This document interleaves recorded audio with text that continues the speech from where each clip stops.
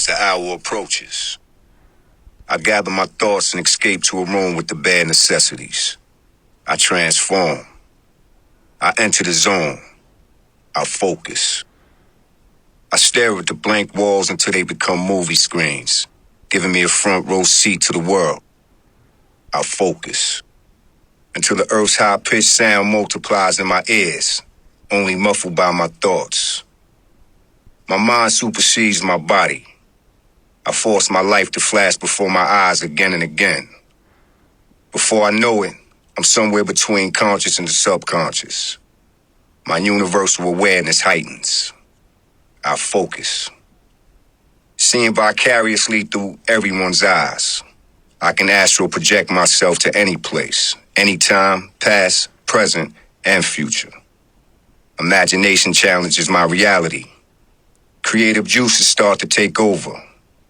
I try to tap into the divine universal source of knowledge until my art speaks as many languages as possible.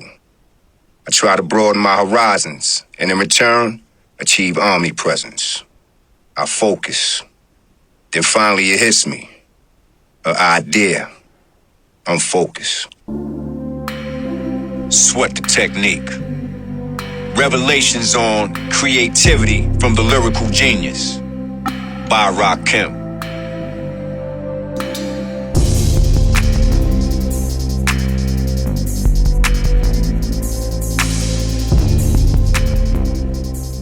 Welcome to the Reasons and Season podcast, where we're digging into ancient wisdom for modern living.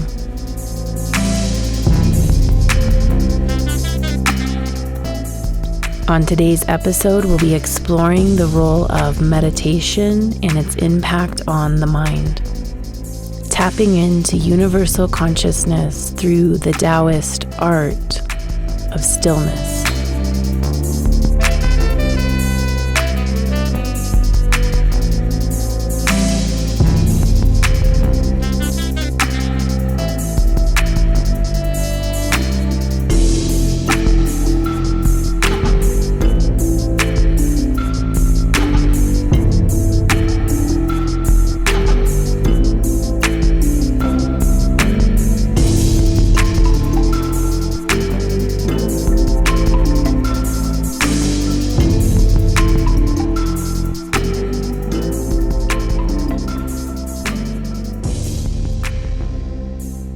As we're meeting here in the season of winter, transitioning to spring, exploring all things inner listening, truth, willpower, and creative potential.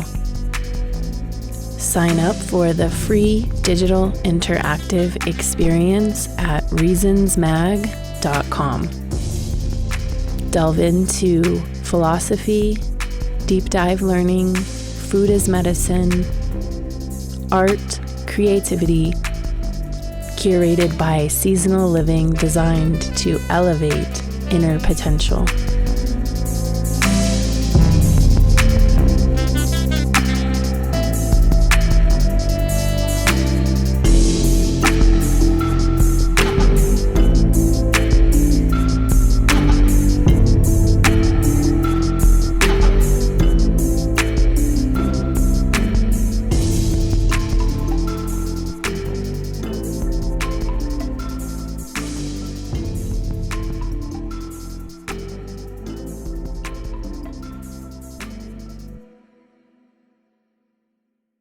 So, when did you first learn about meditation, and what was your first beginning experience of meditation like for you?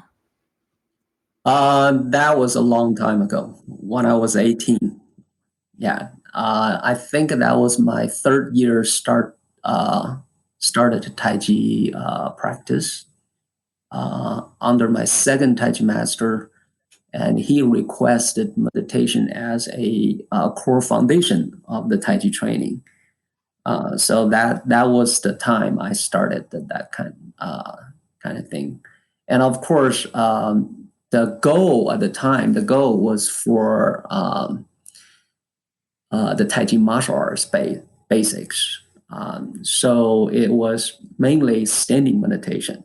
So my experience back then is body aching everywhere.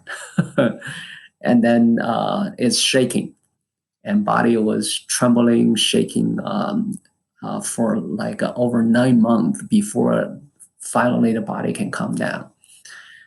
Then after that, under the master's guide, and I thought I was making progress. And about like 2 years later, and then my master's top students start to step in to guide me. And they almost reversed my master's approach 180 degree, completely opposite way.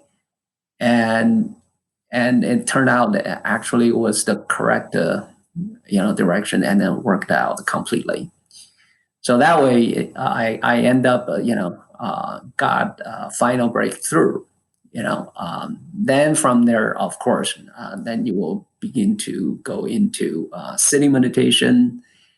Then later on, even begin to learn what is the lying meditation means, those kind of things. And then you continue learn a lot of the application part.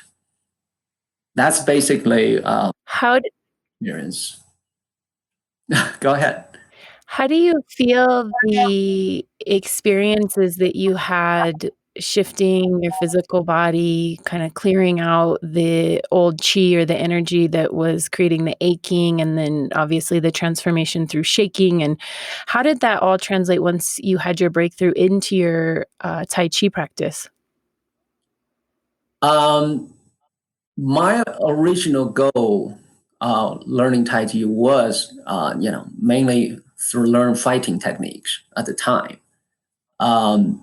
To clear this whole thing, to calm your mind, the first thing is to keep your physical feedback constantly to you. So this way, your brain begin to literally constantly notice your own body's feedback. So then your brain doesn't distract by other thoughts. And if you end up, body finally get to a point, and you kind of you can be quiet for a little while. Then the next thing you suddenly happen, the brain start to think about other things all the time, and that will be, we call it, the brain start to wander off. And so the idea is you constantly need to give your physical body a little bit of stimulation or challenge or something, or to constantly doing something, continue shift your body's feedback, internal feedback. Either you feel physically, say the beginning as pain, soreness, exhaustions. Then later on, you feel there's an energetic support. Then you get the pleasant feeling comes to you. And then you begin to notice the muscle relaxation, fascial gliding, then joints popping open. Yeah. Then you suddenly notice the body get to the point, and then after you accumulate enough internal energy, and then you suddenly notice the whole body seems like a jello. There's no joints locked down. There's no fascial stagnation, and your body feels like a jellies move along with your breathing. Yeah. So those are the stage throughout years, and then these are the shifting from stage to stage. That's basically my experience to think this whole process, how you get through. Back then, there's no very clear way about how each stage you go through. It's just a practice. That's from traditional masters, those kind of teaching. what I call it the teaching traditions.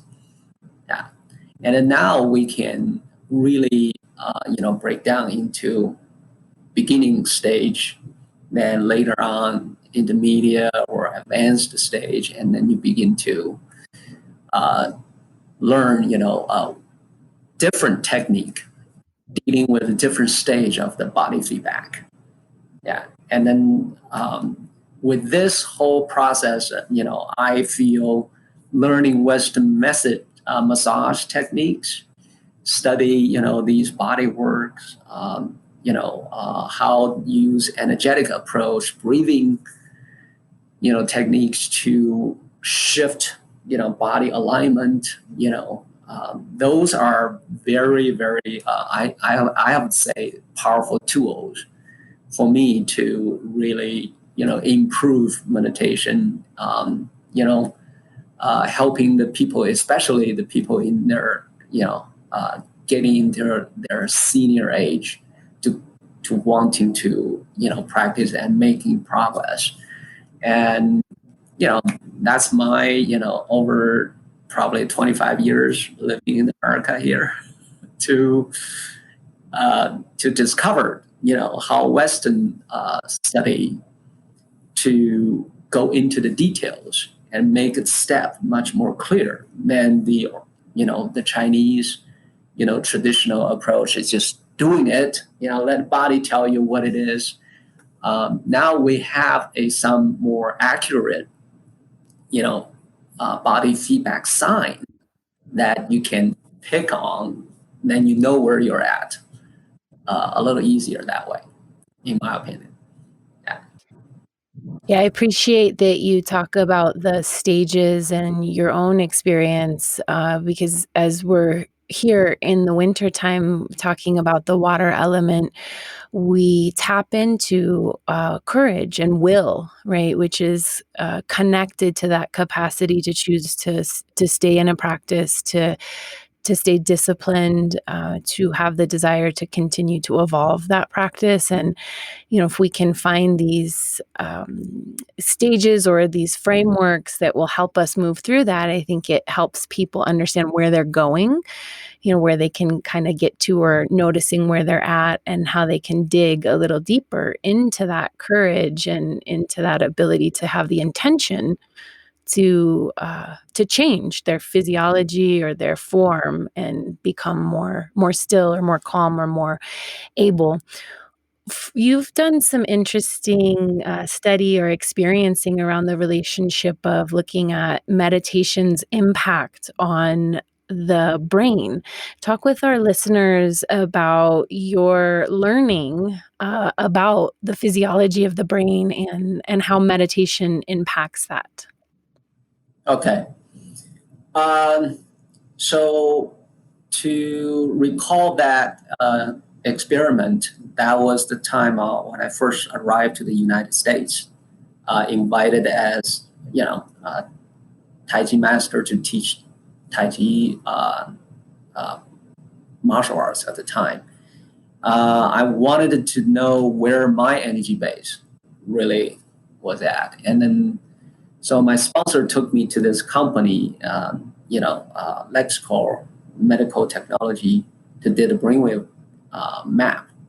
And so what we discovered is the differences is,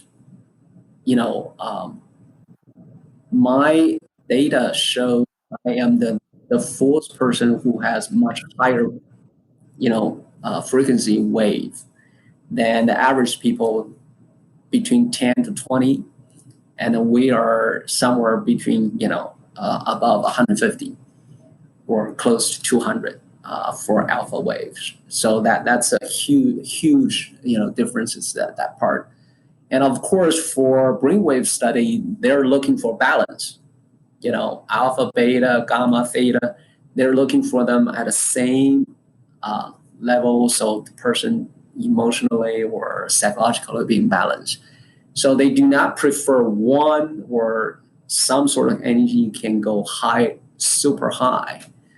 But with whatever the years I was training at the time is around 50 years and a half, and we can control it, which means we can, jack the wave up so high, and then in the meantime, with the next moment, we can, switch them back down to wherever, the balance means. And this is we did a comparison about what the ancient Chinese talking about energetic status or state compared to Western, technology to see the differences between that two differences apart. So when the mind focus, to generate energy to focus on the, shifting into that energetic state, and there's a mind focus over there. It's generator as a generator, and that jack the alpha waves very, very high. Yeah, but after that, we switch to we call it, the Chinese call it qi state, which means suddenly everything become balanced. Then the alpha, beta, theta, those kind of waves, suddenly they get to the similar range around 40 megahertz instead of a one, shoot to 195 in average there. But this space is still much higher than most people's, are between 10 to 20, or, even the people who practice, for over 10 years, they probably get to 30s is considered, pretty well, in that. And then the good ones can get the alpha wave to 50s. They consider, already extremely well, The guy who collected my data, he told me I was the top four, the highest number they have ever collected at the time. So that surprised myself a little. Wow. I just noticed the different training approach, in China, we put the effort, hours, practice. It makes difference compared to Western people to manage their time to practice, meditation in about, a few minutes up to, 30 minutes. I rarely hear Western people meditate more than 1 hour or longer, but if you go to China and then, 1 hour is almost the bottom line to start with. Yeah. So, and I was very lucky, and I appreciate my parents at the time allow me in my, that young age to really put, 4 to 8 hours, into this whole thing. And then without, kicking me out of the house, at the time, to, really build these things to the level that I can be invited to the United States to share this knowledge with American people. So this is a basic things of how we use accumulated effort and work to build energy base to, higher level in this energetic status. And of course, at the beginning, we only knows the practice, and later on, we begin to learn what is the theory behind it. So mostly the Chinese, and especially in the Taoist practice, they break down this energy term as 4 types. Yeah. So we call it mind, strength, or you call it a force, and then, which is the vital energy, and then the spirit.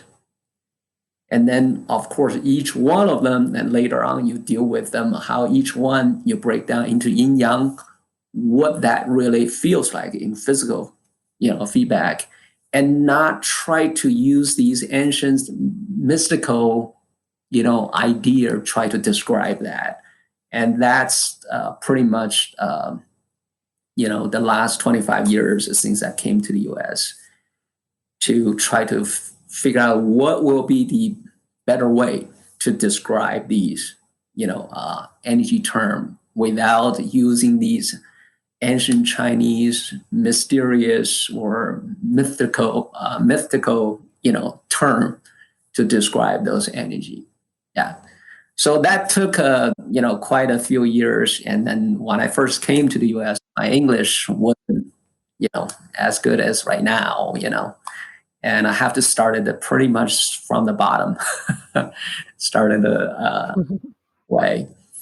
So, I'll quickly describe this four energy term, and then what is the yin yang means of that kind of. The mind is a command, mental command through feeling, which means you think you want to do something, but this command has not activated your physical movement or physical action yet. So you hold this command. This is what we call the physical command will make things move. And this is the yang part of the mind. The yin part of mind is the plan, which means the plan is going to sit there and then no movement. So this is how the Chinese divide, differentiate what yin means. Yang means something move. Yin means something relatively quiet. Yeah. So this is the mind, and then mind usually give this command to the body system. You can study whatever the physiologies to figure out how the nerve system release this, and then ask the body do all kinds of coordinations, whatever. That's your Western way to figure out all the details, and we don't care how that. I would just say this mental command ask your body system.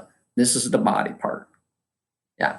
Then activate the energy. And then this energy is converted from our vital energy, which means in the modern term is more or less say, what is the direct energy that body cell use? And everybody learn the physiology knows is the ATP. Yeah, ATP break down and then turn into the ADP, and then this process release amount of this energy. Okay, and this energy can travel through your body, muscle coordination, whatever, make the physical movement. And the amount of this energy that going through your muscle surface and that convert the pressure, then we call it the strength. So this is how the mind and the strength in the body, how coordinate through your meditation, that mental energy converting into physical energy. And this kind of energy make the movement in distance, we call it work. And in Chinese called Gong. That's where the Qigong means. But the Chinese Qigong, Taoist Qigong, is not really doing the Western way talk about kinetic energy work, because you're going to lose energy. You spend energy, you lose it. So they're really talking about Qigong is really talking about a potential energy work, which means how you use this physical energy movement and do, potential energy work is store energy into the body and then gaining the energy base. So if we use a Western way to talk about it, is say how we going through this specific way of exercises to convert physical energy or from the food, whatever this can, and then we make more ATP stored in the body cell. And that's what this, Qigong really means. Yeah. And the Tai Chi is pretty much a typical exercise derived from the Chinese martial arts and then turned into this specific practice. So later on, their Western way love to convert that or translate that as internal energy work instead of use the word Qigong. Okay?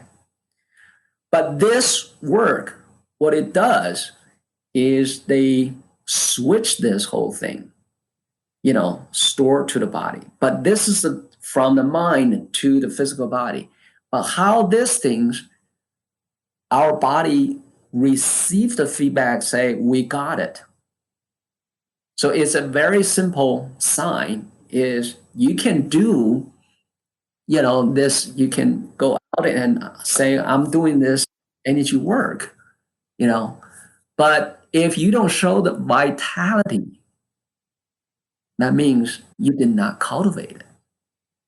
The vital energy, you didn't do it. So if you do this, then you're just doing the, business on those kind of things or activity, get yourself feel good. But if you do not show vitality, which means rejuvenation, signs, all of these kind of things, and that means your exercise is not quite in this, on this, what we call it. So almost like for regular people, say, I take a sleep all night. I sleep well. Next morning, I wake up, I'm ready to get up. I got recharged. Or some people sleep night, they didn't sleep well. And then the next morning wake up, say, I still need a little longer. And then, I have a hard time to wake up. Okay. So this is just a very clear way how you define, this energy work. Do you get it or not? You get it, your body will become more energetic, feel more, younger, and then you look yourself become younger and younger along the way. Yeah. So the way in the body to read these signs in the Chinese Taoist, and they have 4 signs you can read. Okay. Your teeth shows the strength of your bone. So if you have a healthy, strong teeth, and then your bone is, good. And if your tongue has enough strength to taste healthy, and also the tongue has very strong strength and then push things. And this is in the Chinese way is, especially in the martial arts back then, the way they test it is that they spit and then see who spit the farthest distance. Yeah. And that determines the strength of your tongue. But generally is, if from the Chinese medicine, then you will see how healthy the tongue look like. So that's where the Chinese medicine have a tongue diagnosis. The healthy tongue shows your muscle strength, muscle health status. Okay. Now here, your hair shows the blood vitality. If your blood is healthy, and then you generally will maintain your hair color as original for a very, very long time. If you lose it, and then of course, then you will begin to show the hair color turns white, turns more gray, whatever. And the speed of that, and it shows how your blood, health status look like. This is how the traditional Chinese. And then your nails, toenails, fingernails shows the health status of your tendons, ligaments. This is a word really for your fundamental strengths, how this whole thing, getting strong. So this is how the Chinese in this practice world, how they find these, signs to read, are you on the right track or not? Yeah. Then from there, how our body sense that. So here is the portion of the energy base that support body receive information, which means the information coming in, the sensor coming in. This is the movement. This is what we call the primal spirit or the young spirit. Yeah. Then the spirit work with your brain. The brain has stored the information through lifetimes, compare this information coming in to recognize what this information is, or treat it as new, need to set it up to install into the brain memory. And this part of the energy that does this part of work is only inside your brain. Physically, you don't have much movement. So relatively, compared to information coming in, this is the more quiet. So this is called a yin spirit. In the Western term, they call it consciousness. So yin spirit process the information, and begin to filter, organize, categorize the information. And this information will trigger the next one, which we call the yin mind of the plan. Responding plan. Yeah. So this is where, say, the yang spirit take information in. Yin spirit recognize the information, categorize, organize them, and then come up with a responding plan. That's the yin mind, yin of mind.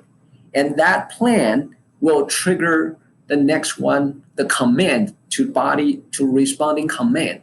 And that command we call the yang mind. Now we get through this cycle.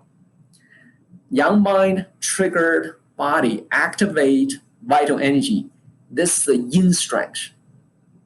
And yin strength started really travel through the body, started coordinating, trigger the physical movement, and that's called the yang strength, yang force.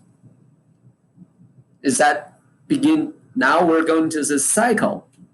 So then you will begin to understand the mind, body, vital energy, force or strength flow, and then back to the spirit. And this is 5 pieces. And these 5 pieces follow the Chinese 5-element theory to generate energy.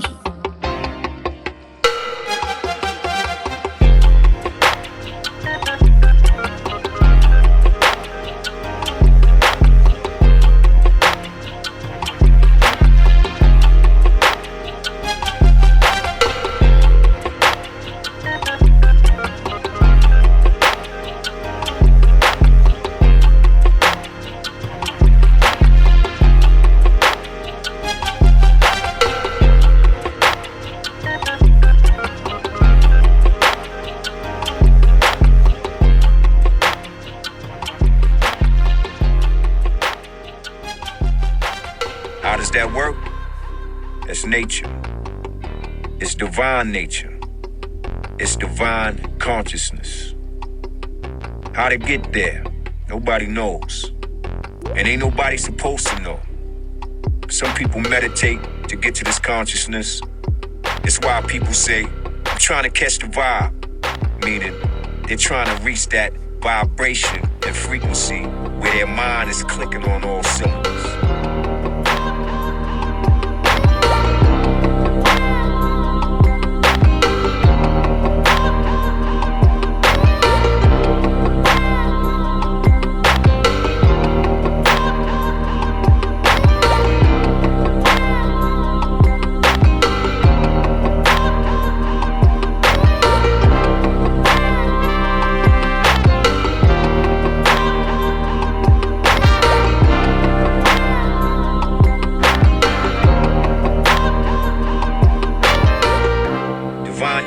Consciousness is a source of information that's stored deep in the mind. For the most part, it's almost like everything that exists in the universe is in one place, and you can tap into it and get information from it that you may not have known before. I believe a realm of intelligence exists around us. We have to know how to access it. Listeners, you are tuned in to the Reasons and Season podcast. Check out the full digital interactive experience at reasonsmag.com.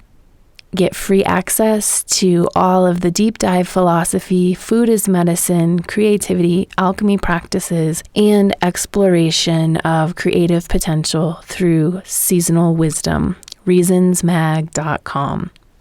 We're going to dip back into this dialogue on the Taoist art of meditation. Be sure to tune in to the end for an experience of brain recalibration from a perspective of cosmic potential.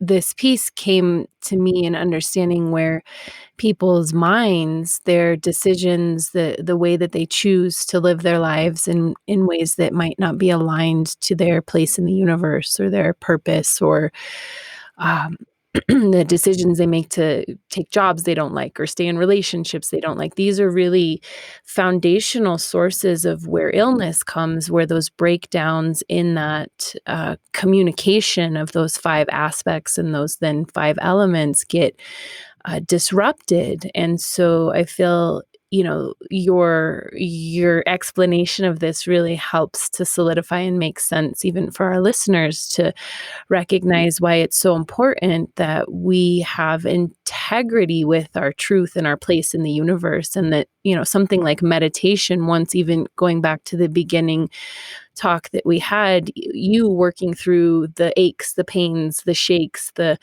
defragging phase, you get down to the truth and to the core of who you are, and then you don't live your life in a way that falters or moves away from that pathway, and then the physiology of the body essentially is able to run based on this system, and then that's where longevity really is had. And I think this is such a important conversation from a Western.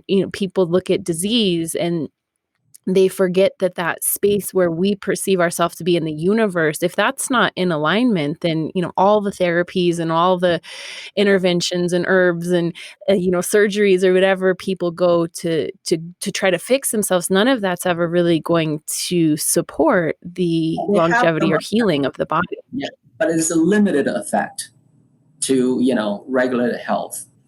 Yeah, and then if we take these energy cycle in theory to the physical part, it's all about how the brain connect to your spinal cord and associated with the rest of the body. And this is we know that's a 2 basic, sympathetic nerve system and then parasympathetic nerve system, and how this regulate. So in the end, if I use Western way to explain that, these meditation things is really how to affect the brain is, can you make the physical body shift into parasympathetic nerve system while your brain's still awake? And then the brain can keep the body sensor, active to sense the feedback of how the body doing the regulation during our sleep. And this will improve the sleeping quality significantly. Yeah. So after this many years of practice, now I generally sleep about 2 to 5 hours, or mostly just like 3-4 hours a day. Then I will do 2 hours to even up to 4 hours meditation to really sense how this body recharge. Yeah. Then you put that together, the body's still resting. Yeah, because meditation didn't really make your body to activate or out of the sleeping state. Your body's still doing sleeping, but in the meantime, your brain already become much more in a calm activate, status to, track the physical feedback, how the body open, how the energy recharge each part of the body. And that's what I feel what is meditations, really influence the body. Of course, you can stretch out, say, that associated with your heart status, is your heart in peace? I personally will have a different opinion about people say your heart need to be happy all the time. Personally, I disagree with that. Based on years of my practice, I just feel your heart in what the word they call a peace, and then the peace is really come from the quiet. So emotionally, mentally, you need to first of all find that quiet, space, and then let that peace, your heart start to, generate these chemicals things or whatever, biochemical reaction, those kind of a whole serious things to regulate the body on its own. Yeah. And along the way, you can use acupressure, acumagnets, or acupuncture, even herbs, herbal supplements, to regulate the chemical, from the organ, all the way to energetic channel circulation. Then use that as the foundation to support Western people think about physical activities. Yeah. So that's basically how this whole thing. But if the spinal cord, which is these days Western way to look at, is more craniosacral study on those things, to talk about that door tube with all of these fluid carrying nutrients going back and forth, and see how that whole thing will change the brain. And the brain trauma is a very difficult problem to deal with that. So the idea is how we get vital energy flow into the brain. And the simplest way is, to generate that fluid flow through the door tube, go into the brain. So if you look at the picture behind me, this is the ancient Chinese to, use their vision through meditation to see how door tubes works. And it is, back then I look at the Chinese history, since the post Han Dynasty, there's one of these primary of the Wei killed the first Chinese surgeon. After that, 1900 years, Chinese has no one, took any guts to continue to try to cut people open to study, anatomy anymore. So they have to rely on all of these sensation to, manage the health. So, history create opportunity, but also can shut down a lot of things too. So this is what I feel, why the Chinese, developed this very, powerful, deep meditation through thousands of years. And it does, help us to regulate, mentally, physically, psychologically. It does take time, but, a lot of time is really, depends on the person when they first started, and then who will guide you, and then what kind of exercise and what status you're in, and how,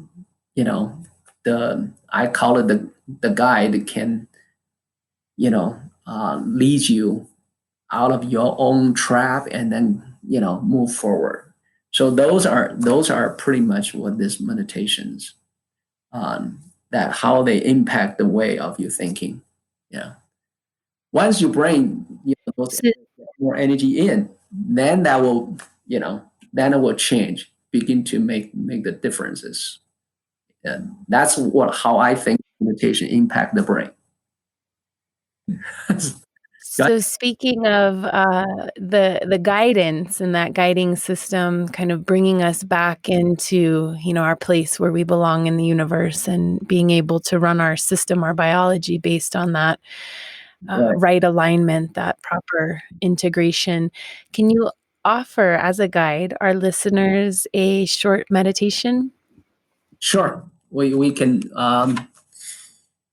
basically do something very simple. And meditation, it doesn't require that much challenge part. So let's talk about the sitting meditation, okay, today. Basically, you want to sit relatively straight, your spine, just without too much physical effort. Then what you want is you close your eyes for a moment. And then the first thing is just pay attention to your breathing. And notice how many parts of your body responds your natural breathing.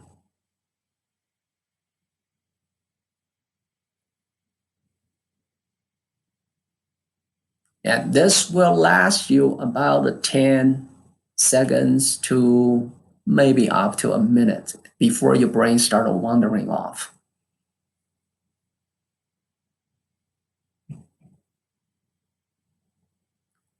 Then the next thing, what you want to go is to shift your focus a little bit. So we use each exhale to guide each part of the body relax. So the next breath, you noticed during its exhale period, then you want to pay attention to the bottom of your feet, spread it out. And it feels like you stand on a quiet pond and then your feet tap to the surface of the water and then you sense that wrinkle spread it out. And notice the muscle tension along with that to relax the feet.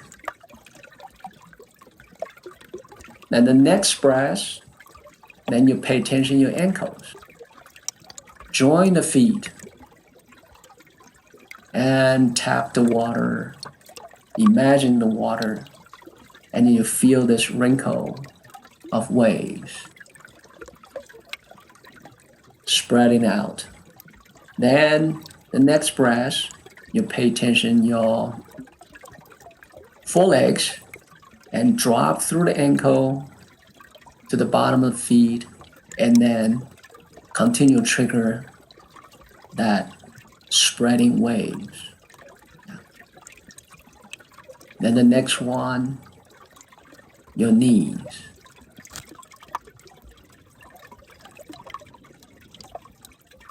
And then next one, your thighs flow through the knees, forelegs, ankles, join water. And the next one will be your hip.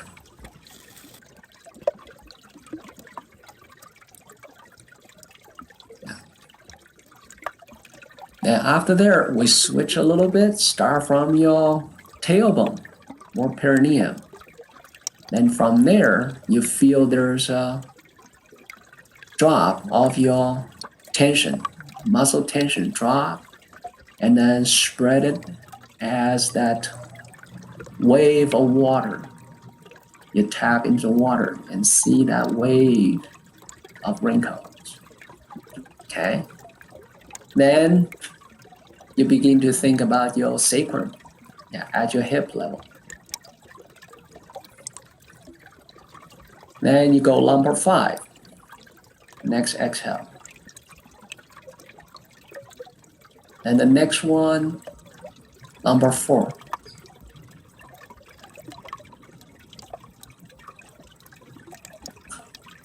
Then lumbar 3.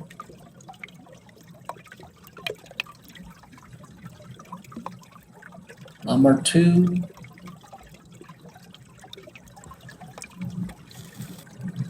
And lumbar 1.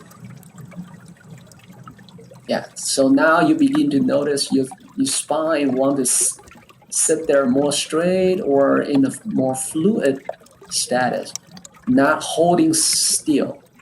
They're kind of just looking for where is that tiny little wiggle or squirming movement to relax more tension surround the spine, all of this tissue. Then we get into thoracic. From thoracic 12, 11, 10, 9, and then just continue all the way to the 1. So use each breath, maybe relax 1 or 2 or 3, together. It doesn't matter. Just feel how these thoracic connect to the lumbar, and then you release all of this muscle tension through your pelvis and spread it horizontally below you. Yeah. Then once you get to the T1, then you begin to feel the top of your shoulder and feel that first ring, which is your first rib, surround all of the bottom of the neck, and then all of this tension that's holding. So along each inhale, you let the top of the shoulder open along with breathing move, and then each exhale and release towards to the shoulder joints from the root of the neck.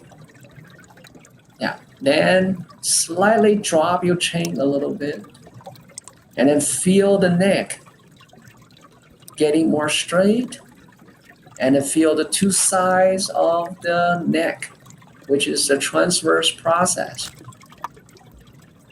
So use each exhale, feel the nose muscle tension. Yeah, that will directly relate to your scalene muscles on the side of your neck. Connect to the top of your shoulder. And it will slowly get your clavicles, scapulas, all involved. You'll feel this relax slowly widening, and then go through the shoulder joints, and then release through your arms. Okay? So just take your time and then breathe that. Then after that, and you want to feel the bottom of your head, which is the C1, that connect into your middle brain. And feel there, allow the muscle tension release go into the core of your brain, and let it from there slowly spread throughout your brain. Yeah. And take a few exhale, and then now you feel from the feet, through your leg, through your spine, all the way connect to your brain. There's an energetic connection. And the body is almost like a soft staff or pole that gently waving around, and allow each breath, and you may hear some of the popping in your rib joints with your sternum or back in the spine. Yeah, you may notice some of these tensions continue pop open and continue release. Then until you feel this energy through the middle brain, and then all the way to the right behind your eyes. Yeah, and on top of your nasal cavity. And from there, you let it come down, along each exhale. Relax your nasal cavity, your throat, and then from there to sense they go through your throat. Relax through your esophagus, and then back through the diaphragm, back into the stomach, and then calm down your organs. So now you begin to feel the cycle.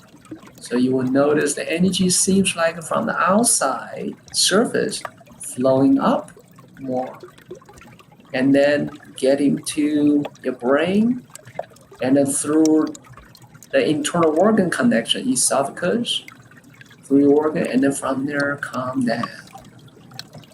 Okay? So of course, you can do further later on. You learn more and more about the meridian system, and you'll get more details about which part of the body goes up, which body goes down. Yeah. So once you feel this connect, and then we can close that, When you close that, you bring that connection between the crown and your perineum. Bring this, withdraw the tension towards to that line between these 2 points. Then you allow the crown points and then slowly relax down in front of spine and then down to your pelvis. Meet your perineum.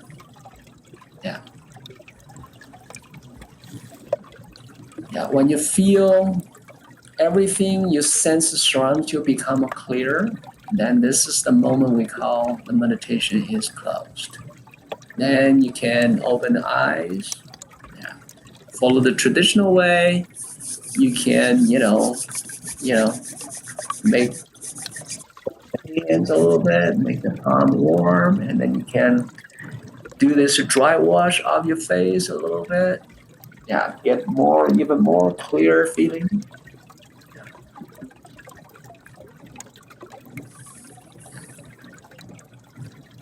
Once everything cleared up, then you can do other activities. So that's a little bit, it might be between 5 or 10 minutes. But this is for me is just the beginning routine, and I'll stay in there for hours. Just continue to feel the deeper layers, body open. And every day, if you get to that level, and then you can enjoy this sensation, it's wonderful. Okay. Is this beautiful? Thank you so much. Yes, I feel floating. I feel open. I feel my brain has activated, and I really appreciate the sense of feeling the rising and the falling, and the external and the internal really becoming harmonious. So I thank you so much for the experience.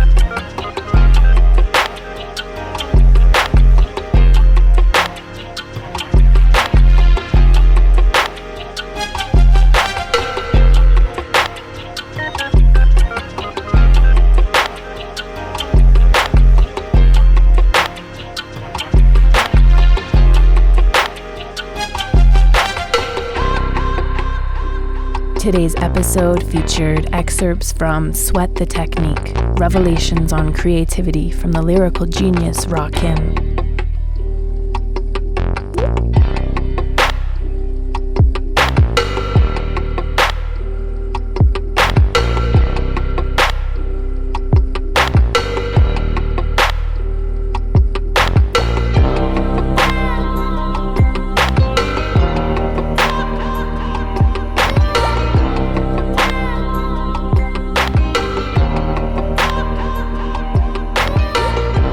You've been listening to the original score and production by Ichiban with the track Liquefy, hearing the sound of water melting through ice as we invite the warmth of spring and the return to new growth, answering the question of how winter melts into spring and elevates us through the vibration of sound.